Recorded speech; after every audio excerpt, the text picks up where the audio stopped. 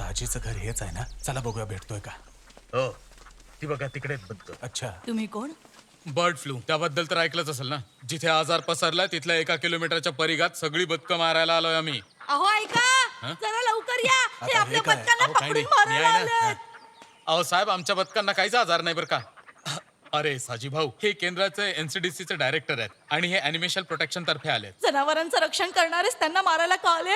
अरे हे बघ साजी, तुला एका बदकाचे 200 मिळतील. तू बदकं होलसेल मध्ये विकलीत असा विचार कर. सगळे एकदाच विकू शकतोस ना. मी सगळ्यांच्या भल्याचा विचार करतो. आणि तुम्ही काय म्हणाला? 200 रुपये? आम्हाला नको तुमचे 200 रुपये.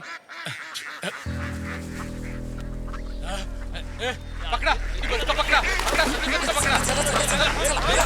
काय करतोस तू? अरे काय हे बघा सर, हे सगळं करण्यापूर्वी भोपाळवरून टेस्ट रिपोर्ट येऊ द्या, त्यानंतर यांना जाळा. सोमन, जास्त हिरो होऊ नकोस बघ तू. हीच बदकं खाऊन सुजीला उलट्या व्हायला लागल्यात आणि आता ती सरकारी अहो हॉस्पिटल मध्ये. कदाचित ती गरोदर असेल. तोंड बंद ठेव ना.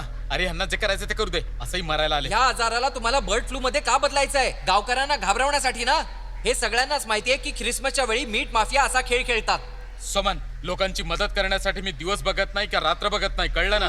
तू जे काही केलंयस ना त्याचं तुला नक्कीच भोगावं लागेल. अरे कशासाठी उठलायस? गावकऱ्यांच्या जीवावर. मला माझ्या गावातल्या श्रीमंत आणि गरीब लोकांची परिस्थिती चांगल्या प्रकारे माहिती आहे आणि मी गावकऱ्यांना हीच गोष्ट चांगल्या ठीक प्रकारे आहे, समजावी. समजाव लोकांना. ठीक आहे ठीक आहे. हो आम्ही पण बघू. हो चला. चला. हातात त्रास देईल बघ. कसला त्रास?